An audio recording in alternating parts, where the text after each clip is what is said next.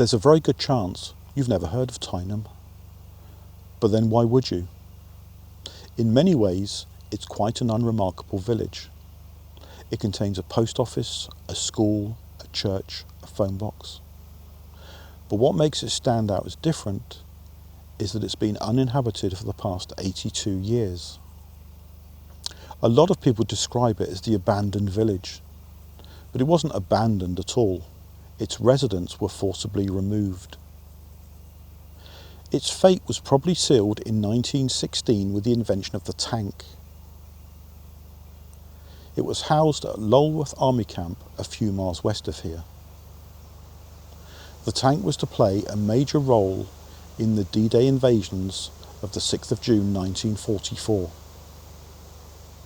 The army needed somewhere to train, and the terrain around here was considered very similar to that of the Normandy coast. In November of 1943, evacuation notices were ordered to 102 homes and 225 residents in the area. The residents were given just 28 days to leave. In December of 1943, the last of those residents left, including those living in Tyneham. The only compensation the residents received was the value of the produce growing in their gardens. They were told that once the war was won they could return, but that never happened. In 1952, the MOD issued a compulsory purchase order on all of the properties in the area, including those at Tyneham. There's been lots of campaigning over the years to return Tyneham to public ownership, but so far that hasn't happened. It wasn't until 1975 that the MOD reached a compromise. They agreed to make Tyneham available to members of the public to visit at weekends.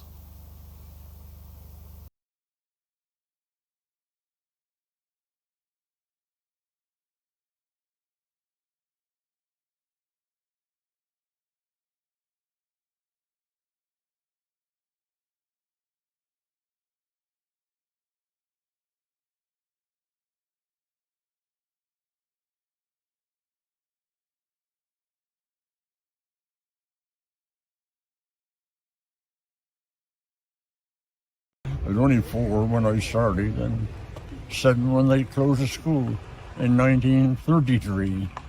In 1943, that's when they all had to get out, turn them all out. And the water we had to fetch from the churchyard, pump it out. Well, we didn't know no different. We was all happy until we moved out. Everybody at 14, when they leave school, they got to get out to get a job. And of course, Father got a job only 3 miles from here on a farm. And he got a job for me. And I was on that farm for 36 years. I was the happiest man on earth all through the war. Living in fresh air, same as I was all my life, more or less. Living in fresh air, hard work, with a good heart and a contented mind. That's how you're living today. All through the war again. There was a big searchlight up at Cambridge on top of the hill. And of course it's dark, and they used to come over signally at night time over this part of the country. And we heard them siren go from Wareham to let us know the planes are coming in. And then when it come in, the searchlight went up. And he put it straight on that plane what we was looking at. You know what that plane done? Come down the beam of the searchlight. Of course they turned the light out, and they went on inside. And they used to come over in batches in the daytime. And the farmer and I did, when they was coming over, could hear them out to sea. Then they see them coming in all over, just above us. Went on inland. Dropped their bombs. They come back about 3/4 of an hour later, and then we said, "All right, they'll be coming back again." So they were all coming back again, and right above our head was a plane, gunfire. the gunfire. And all of a sudden that plane come out of the cloud and straight down, and we didn't know whether he was going the other side of the hill or this side of the hill. But he didn't. He come this side of the hill, right opposite where we was, and crashed and burst into flames. And on behind that plane was the Spitfire. He came over, he done the victory roll, he done that 4 times, circled right over our heads, waved his hand, we waved back. 4 times he done that. Marvellous, you know. Yeah, we used to train lingers on the farm. We had between 2 and 4 every month. For 3 years we had. So you imagine how that was, taking the dancing all the way around. I enjoyed meeting the people that come and visit, you know.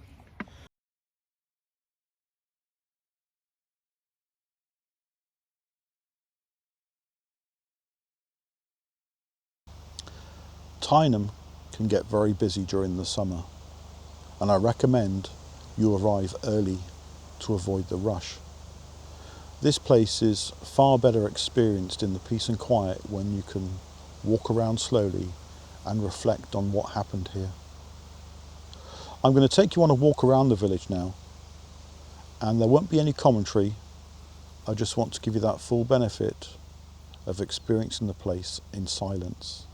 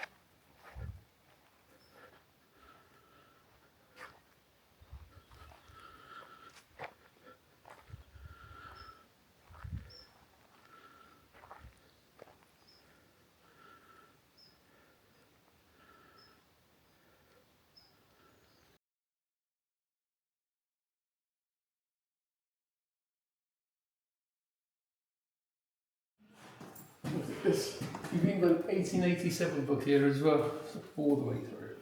Oh, good. So, That was just one bullet. sorry? That was just one bullet.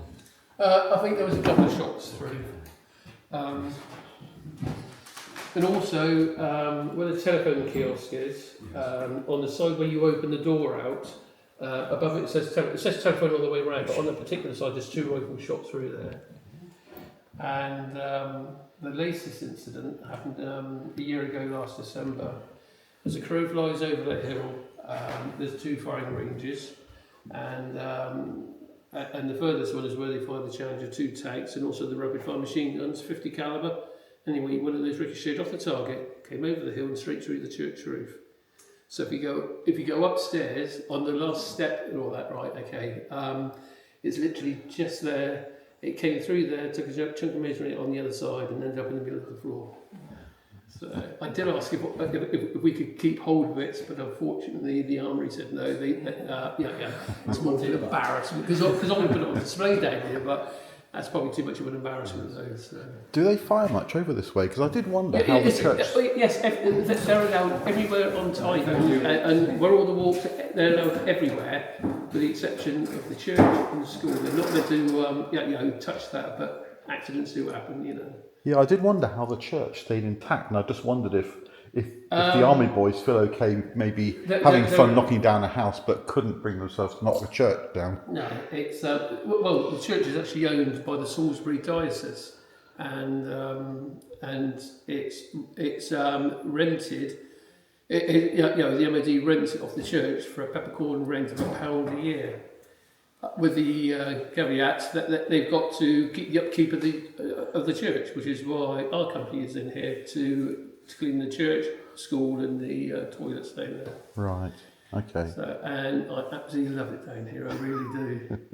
I'm trying to get church services down here, regular church services here. I don't want to push my luck with them down at Wellman camp because I also work down there as well, and. So I want to get 2 done. I want to get Christmas carols this year, which is the Sunday before Christmas, 21st of December. And then next year I want to get Easter Sunday. I just want to get those 2 under the belt and then add to it, if you know what I mean. Later on in the year, a Harvest Festival, and a few others as well. Now, the church is non-consecrated at the moment. There's only one church service here, which is Remembrance Day, and that's where the lads from Lulworth and Bovington camp come down for the service, in memory of those who have fallen. Yeah. But what is it? So to reconsecrate it, it needs the Bishop of Salisbury to come down and reconsecrate it, sort of mean. So, and it'd be nice if we can tie that in. That will literally be the first one if you sort of make to get it reconsecrated, and then have it, because the church is St Mary's. Then do it on special service for St Mary's, and also reconsecrate it. Yeah. Whether we can combine the 2 together, I don't know. But all hinges on whether I can get the final go ahead from the Salisbury diocese. So. Just got to wait. Yeah, it would be nice to bring the village back to life in some way. I mean, once I get the go-ahead, I've got a lot already arranged. I've got all the flowers we want down here and what have you. I want either fresh flowers or fantastic artificial ones, and I've seen some fantastic artificial flowers. They are good now. Because the ones they got here at the moment are a little bit gone, if you sort of mean, So, so nice to have it all, freshed up a bit more. Yeah. There's a number of other things I want to do as well, but it all takes time, as does everything else. So, like I say, I want to get the pipe organ back in and playing properly. I want to get the what's the other one? Oh yeah, and I want to get 2 bells there, but there is one on camp. But what is it? We'll have to get another one cast, and they're around about £15,000. Really? So with a GoFundMe page or I don't know whether I'll be allowed to do a GoFundMe page because it's still a military site down here, or whether they have something similar in effect down there and all that, and then get the funds from the members of the public, or get organisations or companies and all that will sort of promote it for us. Oh, I say promote it. There's another word I can't think of it at the moment. Yeah, because there's the donation box for the car park. No, Does that end up coming to you or not? No. Was it the donations? What is it? It's technically, what is it? The donations, which it used to be by cash, but it's now converted to obviously through the Wi-Fi thing. But lots of people have problems using that. Right. So, but what is it? It's a depleting fund, if you see what I mean. So, but I think the cleaning services come out of that fund, if you see what I mean. Yeah. Don't quote me on that. I'm not 100% sure. So. And you couldn't set up an extra box here somewhere to collect They extra won't funds? do it. No, they're not interested in that because it's cash. It creates work. Right. But if it's done via the internet, then it's not so much work, if you sort of mean. Yeah. So. One thing I wasn't sure about, I wonder if you can answer it. So this is obviously set up to be a school. Yes. Yeah. But number one Yes, is listed as the schoolhouse. The only thing I can think of, I haven't got an answer to that, but if you use a bit of common sense and all that, you would think that'd be like the infants over there, and this is like the juniors and seniors. Perhaps the juniors was up there where the stage is there, with the curtains going across so they could get on with their work, then in here the seniors, who knows? Right. I don't have that information. Yeah. So. Because I did wonder if it was maybe just where the teacher lived. Because Yeah, it could be. It could be. Yes. Yeah. What I do like about the first house just here is they've got a peel oven in there. Have you seen that? is that the little thing just to the side? Yeah. Little archway. I'm sure if you want to. Yeah, please. What it is, I'm an ex-baker, you see, right? So of course I recognise, nowadays you would call it like a pizza oven, Oh, yeah. Yeah, it's so when I saw that down there, oh wow, yeah, that's great, and you can have fantastic. Well, you want to see stuff that they do with the pill ovens. I mean, what is it? Back in the late 70s, actually, I was working for a bakery in Bournemouth, the Iris, a Polish bakery, and they had these huge gas peel ovens. And of course, you've got like this paddle type of thing on it, and it goes in, and you put all the trays in right to the back. And again, like I say, that's what I noticed about this. So, yeah, it's just there. There you go.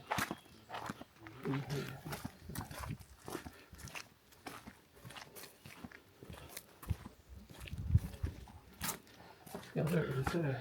I wonder what that was. Yeah. So that would have been a peel oven. I did wonder if it was heating. Yeah. Well, but I recognise it because that's what you'd use. You put a little fire at the back, and then obviously all the smoke would come out of here anyway. Right. And if they had I don't think there's a fireplace here, but not normally you find these things in fireplaces, so the smoke comes up and just goes straight up the chimney. Right. And then you've got trays in there, whatever it is you've got, So but anyway. Yeah. Yeah, thank you. So how much has been restored? Is that Well, repairs on that one? bits have been restored, obviously, and all that. It'd be nice if they did full restoration here, but I can't see that happening. Bear in mind that the military come down here, don't they? So, Yeah, I'm in two minds about restoration. I quite often like to see exactly what's left. Yeah, and see that the original. the actual original things. Yeah, when quite. things get restored, it often gets confusing. It does, yeah, very much so, yeah. So, but yeah, fascinating nevertheless. So, Yeah, that's great. Thank you. yeah, no Yeah, worries then. I thought I'd come down in the morning. I came down yesterday, Yeah. Oh right. but it's just buzzing with people, yeah, and I want to sure, get some nice silent walkthroughs. Yeah. And I thought I'd come down as early as I could. Absolutely, you've got to, haven't you? Yeah. Very much so. So do you work here full time? No, not Take care of it. No, it's just weekends. Right. Weekends at the moment, and then when they open for the summer holidays, which is basically the whole month of August, then we're down here every day. But we're only down here for a couple of hours to clean the toilets, the school, and the church. Right. And Because it probably does take quite a lot of work. It's a small place, but you've got grass to cut and things like Oh that. yes, yeah, that's done by the rangers over there, the wardens and all that, you know. So Right. so they do that sort of stuff. Yeah. So yeah, I say it's a big place and a lot to do. So. Yeah. So they dismantled a few buildings, didn't they? When it was turned over to the MOD. Dismantle the whole building. Some of the buildings. Well, I think it was well, Tyneham House that got taken down, and Well, that's Tyneham House, the manor house, which is up in the woods over there. Yeah. is that one just So- there? No, Opposite the Shepherd's? no. When you go up here, there's a very big lay-by. It's got a couple of black hay bales there and all that. And then you go down this. It's closed now, but you go down this track, and there's a hill just here, and you go right all the way around, and then up into the woods. And Right. there's not much left of it, really, to be honest. You know, I haven't seen it myself. The last photograph I saw, there's a book and all that, which was done in the, I think it's the 70s or something like that. So I've got the book. I'll have to bring it back in, make sure I will bring it in every time I come in, and then people can have a look themselves. Yeah. But Yeah, I did see the hay bales, and there's a track Yeah. going sort of downwards, and there's one going up to a hill with a. Yeah, not the one with the hill. It's one which is going downwards and all that. You know, there's 5 bar gate there. Go through the 5 bar gate. Members of the public are not allowed there, Oh, right, okay. but they do. They get Yeah. caught by the wardens. So Yeah. Is there much at the bay still left? yeah, there is. Yeah. There's a fisherman cottages. Also, there's what the lifeboat station used to be there, Right. and it's pretty amazing down there actually. Yeah. Is that where they did the D-Day It's got 2 exercises? beaches and all that as well, which is nice. You know, you've got the cove basically, but then if you bear to the left down there and all that, you go down to a beach. It's really nice down there. So you know, it's Yeah. nice and secluded, Yeah. with the exception of people peering over the cliff. But there we go. Yeah. Is that where they did the actual D-Day exercises in that bay, and then Yeah. More than likely, yes. and then simulated the urban combat in the village? Yeah, quite. Yeah. Okay. You can even still see the concrete bollards to stop tanks coming in. Okay. So, or for boats to come in, and try and land right on there. That's more on that secluded beach where I was saying about, though. Right. Okay. Because a lot of places they've been removed. They have Down yes. in yeah. Weymouth, I think they've probably outside removed Weymouth. it out the cove, but in that beach to the left and all that, you can still see. You've got to go, in between the concrete bollard to get onto the beach. You know, so, Right. which is really nice. Yeah. Okay. So Thank you okay, for that. right. I really hope you enjoyed your walk around Tyneham today, and it gave you a flavour of the place. I urge you to come and visit if you can, as it cannot be fully appreciated until you explore the place yourself. Thanks for joining me.